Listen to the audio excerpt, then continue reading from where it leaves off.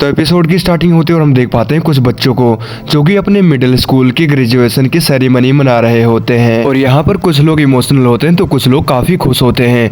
वहीं हम दूसरी तरफ देख पाते हैं अपने मेन कैरेक्टर रेंतारो अजियो को। रेंतारो एक लड़की के साथ होता है, वो उसको प्रपोज करता है और काफी मीठी मीठी बातें कहता है और ये सुनकर वो लड़की भी शर्मा जाती है। वो लड़की रेंतारो को शर्माते हुए कहती है कि अजियो, मैं तुम्हें बहुत पसंद करती हूँ, मैंने तुम्हें देखा है तुम लोगों की बहुत केयर करते हो और यही वजह है कि मैं भी तुम्हें पसंद करती हूँ, लेकिन मैं तुम्हारे साथ रिलेशनशिप में नहीं आ सकती। और ये बोल के वो लड़की वहाँ से भाग जाती है। इसके बाद सीन कट होता है और नेक्स्ट मॉर्निंग हम अजियो और उसके एक फ्रेंड को देख पाते हैं। अजियो का फ्रेंड उससे कहता है कि तुमने अपना मुंह ये पिचका हुआ सा क्यों बना के रखा है, क्या हुआ तुम्हें। अजियो अपने फ्रेंड को बताता है कि कल मुझे एक लड़की ने रिजेक्ट कर दिया और कुल मिलाकर ये 100वीं बार हुआ है जब मुझे किसी लड़की ने रिजेक्ट किया है। और ये सुनकर अजियो का दोस्त हैरान हो जाता है। वो पूछता है कि तुम्हारी कौन सी उम्र थी जब तुम्हें पहली बार लड़की ने रिजेक्ट किया था।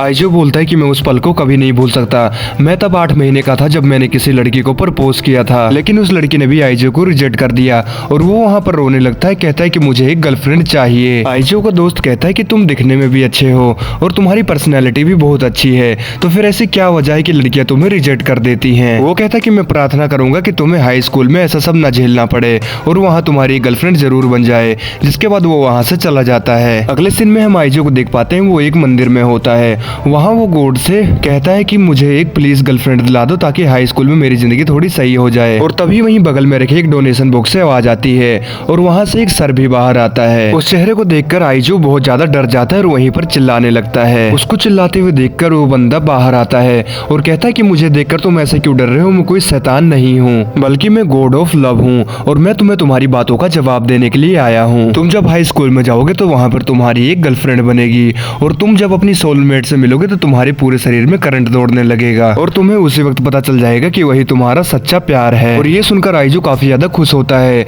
लेकिन गॉड जो भी बोल रहा था वो आइजो रिपीट करी जा रहा था और ये सुनकर गॉड काफी ज्यादा गुस्से हो जाते हैं और ये चीज देख करके वो गॉड काफी ज्यादा गुस्सा हो जाते हैं। जिसके बाद वो बताने लगते हैं कि हर एक इंसान अपनी जिंदगी के किसी खास टाइम में ही अपने सोलमेट से मिलता है। ये सुनने के बाद आइजो कहता है तो सिंगल लोग आखिर उनका क्या होगा। वो बताता है कि हर एक इंसान इतना ज्यादा लकी नहीं होता कि उसको सोलमेट मिले और जिस किसी को भी सोलमेट मिलता है वो काफी ज्यादा लकी होता है और अजियो भी उन्हीं लकी लोगों में से एक है। उसको भी यही हाई स्कूल में उसका सोलमेट मिलेगा और यही नहीं बल्कि वो इतना लकी है कि उसको टोटल 100 सोलमेट्स मिलेंगी। और ये सुनकर अजियो काफी ज्यादा खुश होता है। सीन कट होता है और हमें दिखाया जाता है 1 महीने बाद का सीन जहाँ पर हाई स्कूल की एंट्रेंस सेरेमनी होती है। हम देखते हैं आइजो अपने क्लास की ओर जा रहा होता है, लेकिन तभी वो रास्ते में 2 लड़कियों से टकरा जाता है। आइजो माफी मांगने के लिए जैसे उन दोनों लड़कियों की तरफ देखता है और वो लड़कियां भी उसकी तरफ देखती हैं, वैसे ही उन तीनों की बॉडी में करंट दौड़ता है जैसा कि बिल्कुल उस लव वाले गॉड ने कहा था। वो अपने मन में कहता है कि क्या ये वही लड़कियां हैं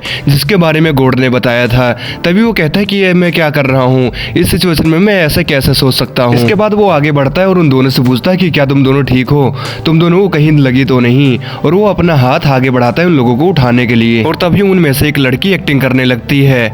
वो कहती है कि मेरे पैर में मोच आ गई है तो क्या तुम मेरी मदद करोगे मुझे नर्स तक ले जाने के लिए। और वहीं आइजो तो इसी मौके की तलाश में था, पर वो अपने मन में सोचता है कि मैं ऐसा कैसे कर सकता हूँ, मेरी सोलमेट मुझसे पहली बार मिली और मैंने उसको हार्ट कर दिया। और वो वहीं पर रोने लगता है। जिसके बाद वो लड़की अपने मन में सोचती है आखिर ऐसा बंदा कैसे हो सकता है, ये इतना अच्छा है कि किसी स्ट्रेंजर को चोट लगने पर भी ये रो रहा है। और उन दोनों को पास आता देख वो बगल वाली लड़की जेलिस होने लगती है तो वो भी वहाँ पर एक्टिंग स्टार्ट कर देती है। वो कहती है कि मुझे कंधे में बहुत जोर से चोट लगी है और ये चीज सुनकर आइजो काफी ज्यादा गिल्टी फील करने लगता है, जिसके कारण वो अपने आप को ही पीटने लगता है। वो कहता है मैं ऐसा कैसे कर सकता हूँ, मैं इन प्यारी लड़कियों को कैसे चोट पहुंचा सकता हूँ। लेकिन तभी आइजो की नजर पड़ती है उन दोनों लड़कियों के ऊपर। वो दोनों अच्छे से खड़ी हो जाती हैं, लेकिन तभी अचानक से वो फिर से एक्टिंग करने लगती हैं। वो कहती कि चलो और अब हमारी मदद करो। इसके बाद हम देख पाते हैं आइजो उन दोनों को पकड़ के ले जा रहा होता है, लेकिन तभी उनमें से एक और एक्टिंग करने लगती है कि मुझे फिर से पेन हो रहा है, आराम से तुम चलो। लेकिन दूसरी वाली लड़ने लगती है कि तुम इतना पास क्यों आ रही हो इसके। वो दोनों आइजो को पकड़कर उससे चिपक जाती हैं। आइजो उन दोनों को ऐसा करता देख काफी खुश होता है। वो कहता है कि शायद मैं इस पूरे यूनिवर्स में सबसे लकी इंसान हूँ। इसके बाद ये लोग एक दूसरे को अपना इंट्रोडक्शन देने लगते हैं। उन दोनों में से लड़कियों का नाम एक का नाम होता है हकारी और एक का नाम होता है कराने। ये लोग अपना इंट्रोडक्शन दे ही रहे होते हैं, तभी वहाँ से सामने से 2 लड़कियां आती हैं जो कि आपस में बात कर रही होती हैं किसी फ्लावर के बारे में। और उस फ्लावर की खास बात यह है कि अगर कोई उससे विश मांगे तो उसकी विश जरूर पूरी होती है। ये चीज सुन के वहाँ से हकारी और कराने मिनटों में गायब हो जाते हैं। उनको भागता देख करके करके आइजू सोचता है कि इनको क्या हुआ, ये ऐसे क्यों भाग गए। इसके बाद हमें 4 घंटे बाद का सीन दिखाया जाता है जहाँ पर आइजू बताता है कि उसको इतनी देर इसलिए हो गई क्योंकि वो अपने टीचर के कॉन्टैक्ट लेंस ढूंढने में मदद कर रहा था। लेकिन तभी आइजू को नजर पड़ती है ग्राउंड में जहाँ पर हकारी और कराने कोई चीज ढूंढ रहे थे। वो समझ जाता है कि वो लोग उसी मैजिकल फ्लावर को ढूंढ रहे हैं। वो कहता है ये लोग इतनी देर से उस फ्लावर को ढूंढ रहे हैं, स्कूल स्टार्ट हुए 4 घंटे हो चुके हैं और क्या ये लोग इतनी मेहनत मेरे लिए कर रहे हैं? अगर ऐसा है तो मैं यहाँ खड़ा रह करके ये सब नहीं देख सकता। इसके बाद आइजू कराने के पास पहुँचता है। वो उससे कहता है कि क्या तुम वही मैजिकल फ्लावर ढूंढ रही हो क्या? जिस पर कराने शर्माते हुए कहती कि नहीं, तुमसे किसने कहा, मैं तो बस बैठने के लिए एक जगह ढूंढ रही थी। आइजू कहता है कि इतनी देर से तुम यहाँ पर लगी हुई हो तो तुम थक गई होगी, एक काम करो ये जूस पी लो। पर आइजू को ड्रिंक ऑफर करता देख करके कराने शर्मा जाती है और कहती है कि क्या तुम मेरे साथ खेल रहे हो? आइजू कहता है कि नहीं, बिल्कुल भी नहीं, मैं तो बस चाहता हूँ कि तुम ये पी लो। इसके बाद कराने वो ड्रिंक ले लेती है और शर्माते हुए वहाँ से भाग जाती है। जिसके थोड़ी देर बाद वहाँ पे हकारी भी आ जाती है। आइजू उसको कहता है कि तुम भी उस फ्लावर को ढूंढने में बहुत मेहनत कर रही हो, क्यों ना तुम ये ड्रिंक पी लो। उस ड्रिंक को लेते हुए हकारी शर्माने लगती है और कहती है कि मैं इस पूरी ड्रिंक को अकेले नहीं पी पाऊंगी, तो इससे अच्छा इसको आधा तुम पी लो, उसके बाद मैं पी लूंगी। असल में उसके दिमाग में ये चल रहा होता है कि अगर उसने पहले इस ड्रिंक को पिया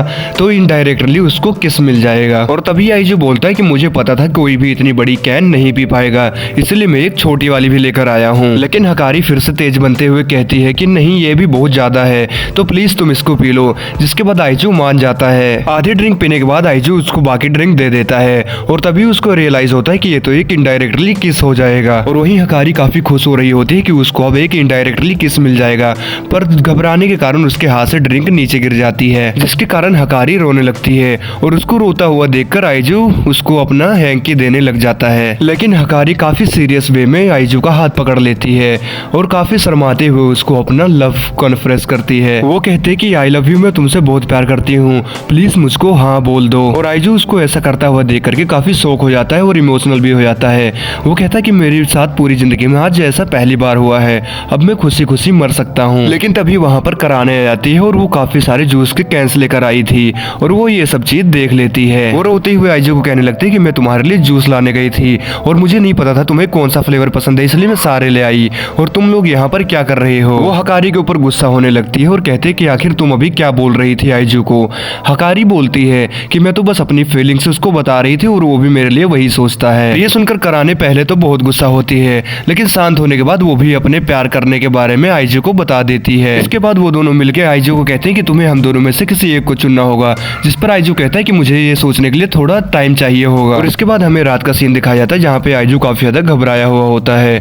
वो अपने मन में सोचता है कि दोनों लड़कियां काफी ज्यादा हॉट हैं, मुझे समझ में आ रहा है मैं अपना सोलमेट किसको चुनूं। इसके बाद आइजू वापस उसी मंदिर में जाता है जहाँ उसको लव गॉड मिला था। वो लव गॉड बताता है कि वो दोनों ही तुम्हारे सोलमेट हैं और उन दोनों में से एक को चुनना पॉसिबल तो जरूर है। आइजू कहता है कि आखिर में कोई और होता तो इस सिचुएशन को कैसे हैंडल करता कि उसको 2 गर्लफ्रेंड में से किसी एक को चुनना हो। इस पर वो गॉड बोलता है कि सब लोगों के पास वैसे तो एक ही सोलमेट होती है, लेकिन यहाँ पर मुझसे कोई गलती हो गई, और क्योंकि मैं ही लिखता हूँ किसको कितना सोलमेट मिलता है, तो उस रात को जब मैं लिख रहा था तुम्हारे बारे में और उसके साथ में मैं एक एनिमे देख रहा था और उसमें ज्यादा खो जाने के कारण मुझसे वहीं पर एक गलती हो गई। जिस पर आइजू गुस्से में आकर के कहता है कि तो आखिर तुम अपने मजे के कारण किसी और की जिंदगी कैसे खतरे में डाल सकते हो, तुम कैसे गॉड हो? वो गॉड माफी मांगता है और कहता है कि सबके लाइफ में एक ही सोलमेट होती है और वो अपने उसी सोलमेट के साथ खुशी खुशी जिंदगी बिताता है, और जिन लोगों को उनका सोलमेट नहीं मिलता वो ऐसे जिंदगी में भटकते भटकते मारे जाते हैं। अब आइजू अपने मन में सोचता है कि अगर उनमें से मैंने एक को चुना तो एक तो मारा ही जाएगा। वो कहता है लेकिन मैं उन दोनों को ऐसे मरते हुए नहीं देख सकता, मैं ऐसा काम करूंगा कि उन दोनों से एक एक करके बात करूंगा और दोनों को पता नहीं लगने दूंगा। इसके बाद हमें अगले दिन का सीन दिखाया जाता है जहाँ पर वो दोनों लड़कियां उसका इंतजार कर रही होती हैं। इसके बाद आइजू वहाँ पर काफी खराब हालत में आता है, जिस पर वो दोनों लड़कियां पूछते हैं कि आखिर तुम्हें क्या हुआ और क्या तुमने सोचा कि तुम हम दोनों में से किसको डेट करना चाहते हो?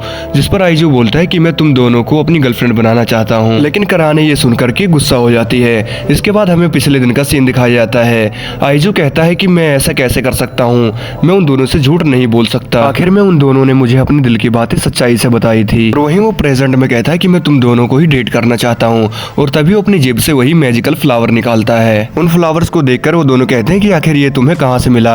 आइजू बोलता है कि कल पूरी रात में इसी को ढूंढ रहा था, और ये सब सुन के कराने और ज्यादा भड़क जाती है, लेकिन हकारी उसको रोक लेती है। अब आइजू यहाँ काफी मासूम बनते हुए उन दोनों को कहता है कि ये काफी ज्यादा रोमांटिक होगा अगर ये फ्लावर मैं तुम दोनों को एक साथ दूंगा, और उसको इतना मासूम बनता हुआ देखकर हकारी मान जाती है और थोड़ी देर बाद कराने भी मान जाती है। है और वो दोनों आइजू को पकड़ लेते हैं। आइजू सोचता है कि मेरी जिंदगी कितनी अच्छी है। और वहीं दूसरी तरफ हमें क्लास में कई सारी अलग अलग लड़कियां दिखाई जाती हैं, जिसके बाद ये एपिसोड यहीं खत्म हो जाता है।